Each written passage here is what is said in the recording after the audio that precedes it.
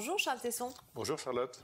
Alors avant de lever le voile sur la sélection de cette année, un mot peut-être sur l'affiche. Sur l'affiche de la 57e édition de la Semaine de la Critique, le regard frondeur de Noé Habitat, révélé l'an passé dans Ava de Léa Missus. Et qui sont les membres du jury cette année? Le jury de cette 57e Semaine de la Critique sera présidé par le cinéaste norvégien Joachim Trier, révélé avec Oslo 31 août, et il sera entouré des comédiens Chloé Sevigny et Nawel Pérez-Biscayat, ainsi que de Eva Sangiorgi et Augustin Trapenard. Combien de films avez-vous visionné cette année? 1500 courts-métrages et 1100 longs-métrages ont été visionnés. Parmi les 11 films de la sélection, il y a 7 premiers longs-métrages et 4 seconds. Et on commence donc avec la compétition des courts-métrages. Conduit par Leo Soesanto, le comité a sélectionné 10 films. Tout d'abord, Mobung Chiming, du coréen Kim Cheol-hui, grinçant et épique comme les 12 travaux d'Hercule dans les toilettes. Autre huis clos, Schacher, du Suisse Flurine Giger, allégorie intense sur la fuite du temps et la mort. On sort dans les rues d'un explosif Rapace, du Chilien Felipe Galvez, captation au téléphone portable et en temps réel d'une colère populaire.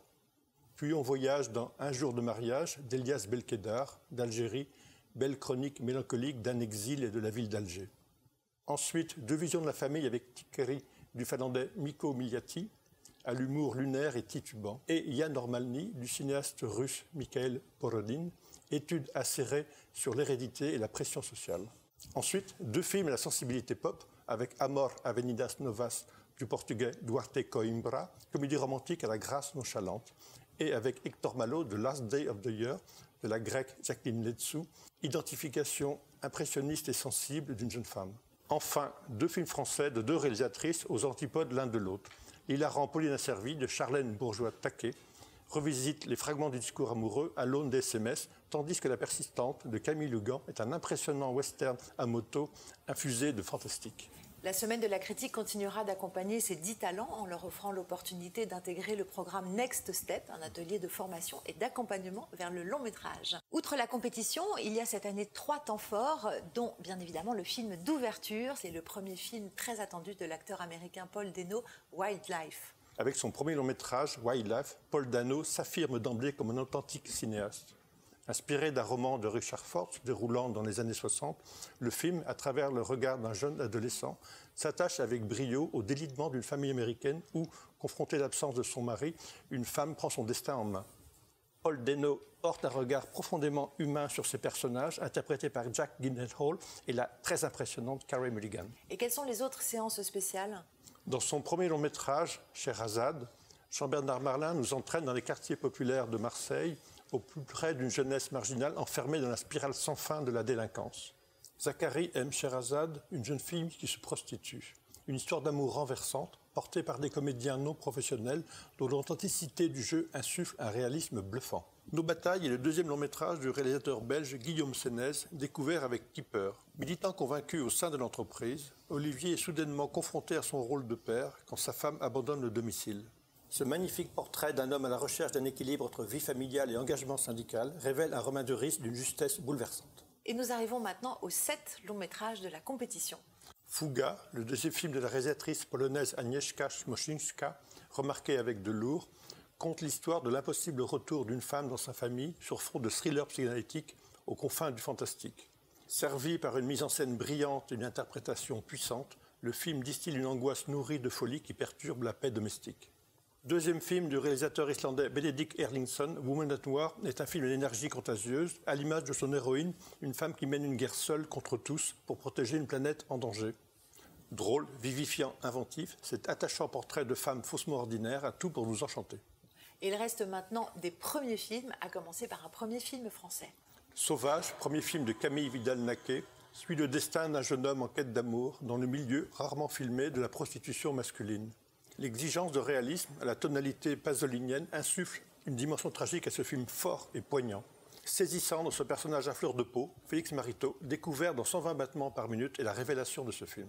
Dans Diamantino, leur premier film portugais jubilatoire et réjouissant, le duo Gabriela Bontes et Daniel Schmidt imagine un célèbre footballeur qui devient l'objet de toutes les convoitises. Une comédie fantasque, inventive et drôle sur le monde du football et des chiens géants à poils longs qui dresse le portrait d'une nation en quête d'un héros. Dans son premier film, Crise de Suisse, la réalisatrice suisse Anja Kaufmel associe de façon originale documentaire et animation. Elle poursuit un travail d'investigation sur son cousin, jeune journaliste assassiné en plein conflit yougoslave. Ce film puissant transforme un travail d'enquête journalistique en récit haletant et porte un regard neuf et sidérant sur un conflit armé récent. Avec Sœur, la réalisatrice indienne Roina Guerra signe un premier film généreux qui joue avec les codes de la comédie romantique. Elle y décrit la relation naissante entre un jeune homme bourgeois ouvert d'esprit et son employé de maison, en quête d'émancipation, interprété par la remarquable Tila Thomas Chaumet. Sœur propose une réflexion subtile et très émouvante sur la capacité de l'amour à pouvoir perturber l'ordre social établi. One Day, le premier film de la réalisatrice hongroise Sofia Szilágyi, explore la vie d'un couple soumis à la dictature du quotidien. 24 heures de la vie d'une mère, happée par le rythme frénétique d'une journée entre travail, maison et enfants. Une chronique tendue qui dévoile l'intimité d'une femme à la recherche d'un équilibre fragile. Et vous avez conçu cette année encore une séance spéciale dédiée au court-métrage. Cette séance spéciale ouvre la voie vers des visions esthétiquement radicales, d'autres mondes, des mondes et merveilles. Le fascinant Shortkind du grec Zorgoïsos est une fable où la réalité des réfugiés est transfigurée par la science-fiction. Côté français, le dantesque La chute de Boris Labbé utilise les pouvoirs d'animation pour figurer un enfer à la Jérôme Bosch, tandis que le délirant ultra-pub de Bertrand Modico convoque l'apocalypse en amour et sur le tournage d'un film. Des fins de monde qu'un accouche d'autres, comme seul le cinéma le permet. Et enfin, un dernier temps fort de cette sélection, bien évidemment, le film de clôture. Nous clôturerons cette 57e édition de la Semaine de la Critique avec Guy, le second film d'Alex Lutz. Son interprétation saisissante d'authenticité donne vie à un chanteur de variété sur le déclin qui a eu son heure de gloire. Guy est un film étonnant, dont l'humour tendre et décapant évoque le pouvoir de fascination de la chanson populaire autant que le temps qui passe. Les 10 courts et les 7 longs métrages de la compétition seront donc placés sous le regard bienveillant du jury qui décernera pour les longs métrages le Grand Prix Nespresso et le prix de la révélation Fondation Louis Roederer, ainsi que le prix découverte Les Cassiné pour les courts métrages.